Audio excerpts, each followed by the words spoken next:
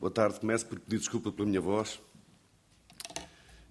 e por agradecer a presença de todos, porque numa sexta-feira à tarde, ao final de todo este tempo de congresso, de facto é um esforço e agradeço a atenção de todos. Vamos seguir em frente para não perder mais tempo.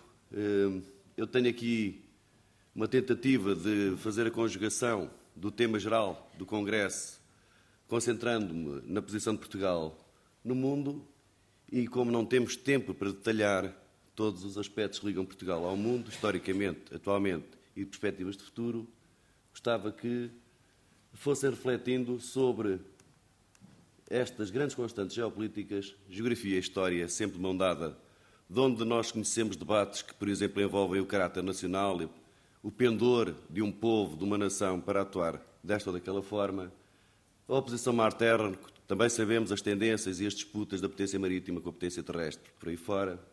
Centro e periferia é uma das questões que, obviamente, vamos tentar envolver Portugal, porque há muitas alterações dentro do centro e dos assaltos das periferias para o centro, espaço e poder e o controlo de recursos e ainda a transição do velho para o novo mundo.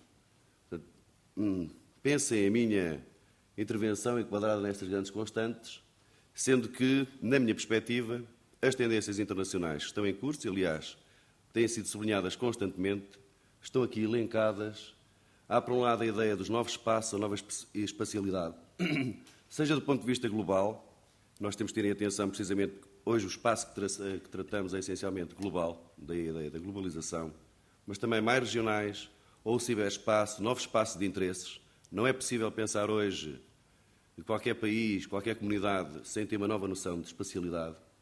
Temos, por outro lado, sintomas de mais ordem, porque mais organizações, mais regimes, mais tratados, mais Estados parte nas convenções, mas também muitos sintomas de anarquia.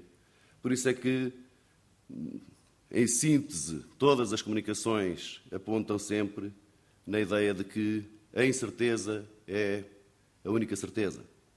Temos pressões assimétricas de todo o género, seja demográficas, sejam económicas, muita pressão de urbanização, fortes pressões de mutação da agenda de segurança e da conflitualidade, realinhamento da balança de poder, tem sido aqui referido, eu tenho a ideia da ordem unimultipolar, mas independentemente do termo, eu gostava de ressalvar a diferença que há nas várias potências em ascensão.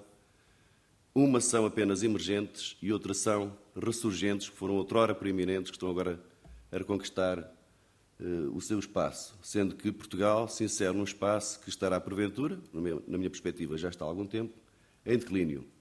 A centralidade da Ásia, também a apresentação vai procurar demonstrar isso, e, finalmente, o paradigma ou o padrão das interações, o co-engagement, em simultâneo um jogo de competição e de envolvimento de cooperação, e depois a ideia do edging, que nós podemos sintetizar como não pondo os ovos todos no mesmo cesto, todos a jogar em múltiplos palcos, por vias multilaterais, bilaterais, unilateralismo. Ora, historicamente, nós convivemos com esta pressão do muro espanhol e esta pressão do nosso vizinho, único vizinho terrestre, levou-nos a fazer uma saída para a outra fronteira que temos, que é o mundo, que é o mar, que é o Atlântico. Primeiro associámos à potência marítima, depois transformámos-nos nós próprios numa potência marítima, conquistando novos espaços e encurtando a distância entre os vários espaços do globo. O facto é que, há não muito tempo atrás, Portugal ficou privado do seu império colonial e volta a ter uma dimensão territorial próxima daquela que era a nossa origem e, portanto, menos recursos, menos espaço, menos poder, levando-nos a tomar uma opção histórica, depois de bastantes séculos, que é concentrar-nos na Europa. Felizmente, depois de uma fase de alguma obsessão com a Europa, nós redescobrimos outras formas de nos relacionarmos com aquilo que tinha sido a nossa gênese e o desenvolvimento histórico e criámos a CPLP, não esquecendo que, entretanto, tínhamos um outro palco em que nos movíamos, o da Comunidade Euroatlântica, por via da NATO. Aqui estão os dados em relação a Portugal, dados atuais, mas eu salientava que, além do corte na nossa linha histórica, que foi com o fim do Império Colonial, este triângulo em que Portugal se insere, nas últimas décadas, significam, de facto, uma nova coordenada geopolítica no relacionamento com a Espanha. Porque se nós, durante muito tempo, vivemos marcando a individualidade face à Espanha, estando onde ela não estava, agora nós estamos nos mesmos palcos, nas mesmas organizações em que a Espanha está. E isto pode significar um desafio ainda maior para marcarmos a nossa individualidade e especificidade. E, se calhar, vamos ter que redescobrir de novo a outra fronteira que temos, que é o mundo, e que é o Atlântico, como forma de sairmos desta onda espanhola de novo. Tenho aqui alguns dados para inserir Portugal no mundo. Aqui, em termos económicos, manifestamente Portugal faz parte das economias avançadas, ditas avançadas, dos países desenvolvidos. Mas se repararem nestas curvas, há uma situação preocupante, porque nós parece que estamos a meio entre os países em desenvolvimento e emergentes e os países desenvolvidos. Sendo que a tendência das curvas é para que nós nos aproximemos não dos mais evoluídos, mas os menos aproximarem-se de nós, o que não é uma tendência propriamente positiva, nos dá razões para grande otimismo. Se virmos também, em termos do Índice de Desenvolvimento Humano, cruzando todos os indicadores que o PNUD faz, nós, em 47, estamos na posição 41, embora com um índice de desenvolvimento muito elevado. E, portanto, há uma série de países, inclusive de grandes potências, médias potências, potências emergentes, que estão bem abaixo de nós no índice de desenvolvimento humano e que, porventura, têm como topo na agenda das suas prioridades não a busca da hegemonia regional ou mundial, como de vez em quando alguns referem, mas o aumento da qualidade de vida dos seus cidadãos para subirem também no índice de desenvolvimento humano. Reparem também noutros dados que permitem justificar algumas daquelas características e tendências internacionais que sublinhei há bocado. Eu apenas gostava de que verificassem aqui a média de crescimento anual das exportações. Vejam os Estados Unidos, vejam o Brasil, a Europa, agora reparem a China, mas também das importações, porque aqueles que estão a exportar muito começam a importar abundantemente. Aquela ideia de que eles se limitam a exportar para nós é falsa. Preparem já o ranking dos maiores exportadores e importadores, onde a China aparece aqui no topo, sendo que nos dados da China não aparecem os de Hong Kong, que aparecem cá em baixo. É curioso já agora para os nossos amigos brasileiros, porque eu não vejo nem o Brasil numa coluna nem na outra, nem vejo a Rússia. Portanto, atenção quando se metem as potências emergentes, os BRICS, todos no mesmo saco, porque não, se tirarmos a China dos BRICS, a gente não falava nos BRICS. Já agora, Portugal, reparem nos lugares que ocupa no ranking das importações e das exportações, e depois dos nossos principais parceiros, quer em termos de destino, quer em termos de origem. E há aqui um dado que devem reter à luz dos anteriores, é que a União Europeia representa cerca de 3/4 das nossas exportações e das nossas importações. Isto seria bom se fosse uma área que estivesse em franco crescimento económico e que perspectivássemos que o futuro seria de outra forma, mas não parece que seja bem assim. Reparem aqui no PIB per capita, eu daqui nem consigo ver bem, por regiões. Esta curva da Ásia e Pacífico é elucidativa para quem tem dúvidas sobre onde é que reside o centro de gravidade do poder económico mundial. E vejam o que é que declina. Aqui, o hemisfério ocidental é o continente americano no seu conjunto. Vejam também a zona euro. A África é outro campeonato. Mas, portanto, vejam quem é que nós estamos dependentes das nossas exportações, enfim, das zonas em declínio. Aqui é as mesmas linhas, agora pelas grandes economias, digamos, mais nacionais, com a China a fazer esta curva impressionante. Mas se alguém tem dúvidas porque é que a China é caracterizada e deve ser caracterizada como ressurgente, peguemos na linha do tempo e vejamos o que é que valia a China em 1700 e o que é que deverá valer em 2030, por comparação com outros. O problema da China é uma questão de ritmo e de escala. O mundo está a perceber isso. Quase todo o mundo. Quase todo o mundo. Esses são estudos agora mais para a frente. Reparem na posição dos rankings. Mais ou menos agora. o que se perspectiva em 2030, com a China já no topo e algumas alterações nas outras posições, e em 2050. E vejam, Ásia, Ásia, Ásia, Ásia, Ásia, Ásia. Claro que isto pode não acontecer, são tendências, não é? Depois, fruto do crescimento económico de muitos países, industrialização, motorização, também tem havido um forte aumento do consumo energético, questão energética que, obviamente, interfere com toda a geopolítica mundial. Este é o quadro do consumo de energia por habitante, em que Portugal tem um consumo normal para um país desenvolvido, mas o problema não é esse. O problema é o aumento drástico do consumo de energia nas próximas décadas. E vejam bem, entre 71 e 2030, qual é a linha que se destaca no aumento da procura de energia primária. Vejam, aliás, os shares que justificam isso da China, de 5 para 19, o da Índia para 7, da outra Ásia, os que diminuem. Felizmente que diminuímos o share, mas é porque algum cresce. Isto não pode deixar de ter consequências tremendas. Portugal, como forma de suprir alguma das suas lacunas e falta de recursos, também anda em busca da expansão da plataforma continental, que significa um novo espaço de atuação, novas responsabilidades que deve assumir por si só. Não temos tempo agora para discutir isto. Durante as apresentações, várias vezes isto foi referido. Outra das questões da agenda internacional, e em que os atores se posicionam, também já foram referidas aqui as questões ambientais. Vejam quem é agora o maior poluidor mundial, já, e é o que se prevê até 2030. Não se presume que a indústria poluente saia da China para investir em Portugal. Depois temos os problemas populacionais, a pressão demográfica. Reparem nesta curva, a Ásia, não é? E vejam na estabilidade da curva da população da Europa Ocidental. Portanto, há aqui tremendos problemas demográficos, a que soma o já bem conhecido envelhecimento, não é só de alguns países asiáticos, mas também cá. Se repararem, Europa do Sul 2011-2050, vejam a diferença, salto da coluna, de 2011 para 2050, com a população de mais de 65 anos.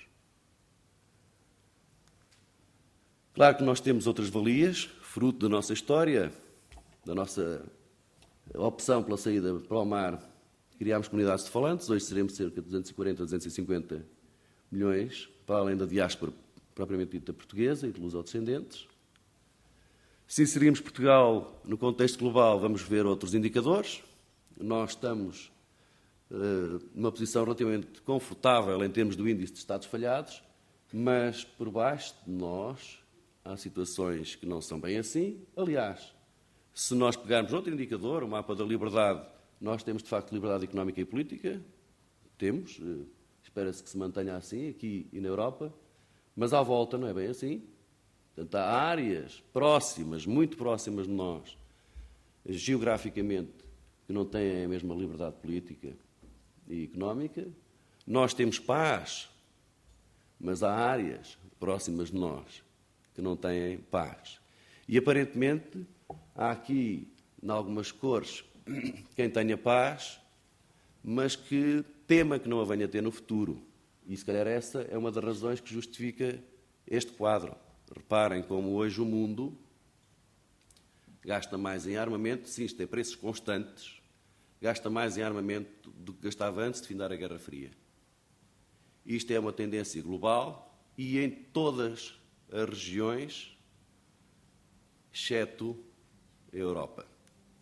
Todas as regiões, há hoje um aumento das despesas comparativamente a 88. Sendo que na Europa, em parte, é justificável, pelo desmantelamento da União Soviética, mas, por outro lado, há aqui uma perspectiva do mundo que se calhar não corresponde, e de paz e de segurança, que não corresponde a outras regiões. De qualquer forma, também gostava de salientar este aspecto. Nós que tanto falamos do aumento exponencial das despesas, por exemplo, na Ásia, vejam que na Europa Ocidental se gasta muito ainda. Gasta-se menos do que se gastava em 88, mas gasta-se muito. Pode não se gastar bem. Portanto, a Europa decresce. Curiosamente, segundo a mesma fonte, o CIPRI, para não fugirmos para outros dados e preços constantes, vejam o caso português. que faz um percurso contrário. A Europa Ocidental gasta menos, Portugal gasta mais. É um dado curioso e nem sempre se tem esta noção. Interessante. Projeção de forças no exterior, com quem Portugal tem trabalhado para promover a paz e a segurança no mundo. Portugal começou a fazê-lo por via da única organização que o fazia verdadeiramente, a ONU. Depois, quando as outras começaram a fazê-lo, Portugal também começou a participar. Agora comparemos Portugal face aos outros países europeus. Em regra, faz as mesmas tendências. No caso das Nações Unidas, o contributo europeu e nacional financeiramente é maior do que efetivos. Nós também temos privilegiado as missões civis, o número de missões civis do que as militares. Temos tido uma presença assinalável no exterior, para a nossa dimensão, e bastante prestigiante, quer em termos de militares, quer em termos de forças de segurança, como estes dados comprovam, mas onde eu queria chegar é à preferência pela organização, que é claríssima, não é? Do ponto de vista do empenho militar, vejam a NATO, de força de segurança já é diferente, e em termos de recursos financeiros alocados para as nossas missões de paz, a NATO leva clara supremacia. É um dilema que temos, esta múltipla pertença, porque nós temos um menu de organizações com as quais nós podemos trabalhar para promover a paz e a segurança, e os critérios de escolha nesse menu não são sempre claros, mas estes dados são de facto e revelam. Outro mecanismo de Portugal tentar expandir a sua influência e poder é a ajuda pública ao desenvolvimento.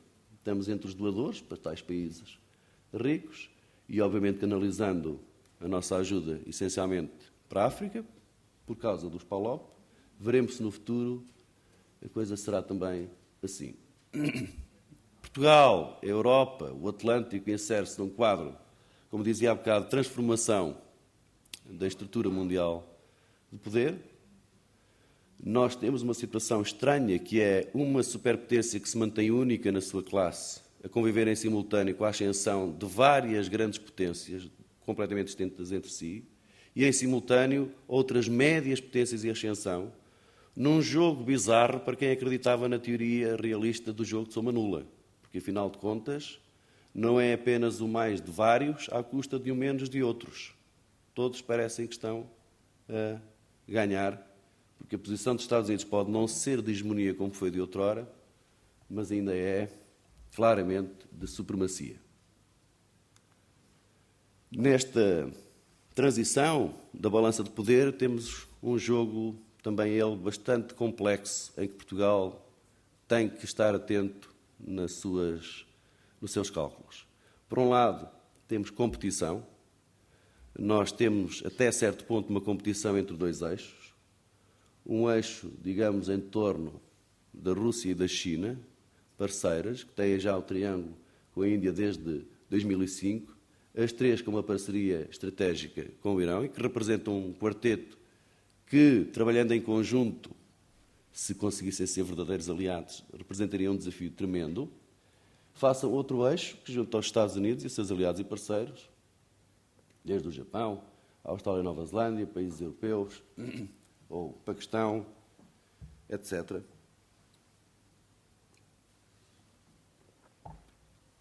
Mas isto é só um lado da moeda. Porque depois, se repararmos na interdependência económica, uma coisa não cruza com a outra. E os tais países, potências que estão a competir em estes opostos são os parceiros económicos mais relevantes uns para os outros. Enquanto que, porventura, aqueles que alinham com eles estão mais distantes. Reparem, quem é o primeiro parceiro comercial do Japão, ou quem é o primeiro parceiro comercial da Coreia do Sul, e para a China, a posição que ocupa a União Europeia, a posição que ocupa os Estados Unidos, o que revela o tal engagement, ou envolvimento, e depois todos que trabalham, de uma maneira geral, nas organizações internacionais, naquelas que respeitam mais ao quadro europeu. Portugal está em todas elas, e além das Nações Unidas, agora até está como membro no primeiro do Conselho de Segurança, com todos os outros países, potências emergentes, ressurgentes e os permanentes, em simultâneo, mas além das Nações Unidas, da OSCE, do Conselho da Europa, da NATO, da União Europeia, tem uma série de outras organizações, o membership de Portugal é um potenciador, é um ampliador da sua influência, enfim, à sua escala. 2 últimos slides, também a voz já aguenta um pouco mais, para deixar 2 ou 3 ideias finais que depois, se quiserem, podemos discutir. A primeira é a necessidade de Portugal ser muito hábil no hedging. Nós não podemos fazer o hedging que outras potências fazem, que é criar como cláusula de salvaguarda, para o caso das coisas correrem mal, uma força militar, para compensar isso. Portanto, como não o podemos fazer, o hedging, no sentido de não pôr os ovos todos no mesmo cesto, é gerar um efeito multiplicador. Nós somos mais importantes para os Estados Unidos porque estamos na União Europeia, porque somos parceiros do Brasil, porque estamos na CPLP, somos mais importantes para a CPLP porque estamos na União Europeia e porque estamos na NATO, somos mais importantes para a NATO porque temos as relações com o Brasil, com a África lusófona, etc. Gerar este efeito multiplicador é o que Portugal pode e deve fazer, tendo a noção de que nós somos um país pequeno, com poucos recursos, que só pode decidir depois dos outros decidirem. Nós não somos determinantes. Portanto, as nossas decisões estão condicionadas pelas decisões dos outros.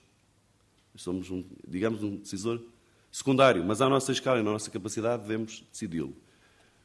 O que significa que nós, na Europa, devemos ter um discurso atlantista.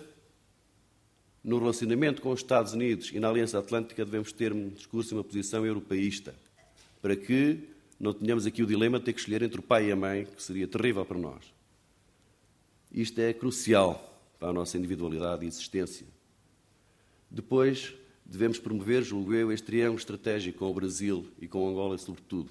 Olharmos o Atlântico, já não apenas o Norte, mas também valorizar o Atlântico Sul, pela ascensão do Brasil, pela ascensão da África do Sul, pela ascensão da Angola.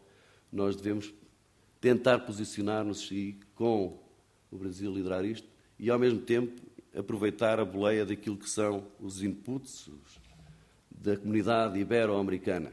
Não podemos esgotar aqui, não podemos esgotar aqui, nem apenas no Atlântico Norte. Depois, o Mediterrâneo, nós vimos há bocado aqueles indicadores todos da nossa posição que fazem com que esta área seja decisiva para o nosso bem-estar e para a nossa segurança. Portanto, não podemos deixar de tentar influenciar a mira, a lente destes e destes para esta zona que é nevrálgica para nós. E, finalmente, temos que fazer o possível para tentarmos ter laços e alguma presença na área que, do meu ponto de vista, é a central da geopolítica mundial, que é a Ásia. E devemos ajudar os europeus a perceber isso, sob pena de nós ficarmos no mundo ainda mais periféricos do que aquilo que já somos hoje na Europa e no mundo, se de facto o mapa da geopolítica mundial vier a ser este. E, neste quadro, não só a Europa, mas Portugal arriscam a ficar seriamente mais periféricos. Muito obrigado pela atenção e até depois.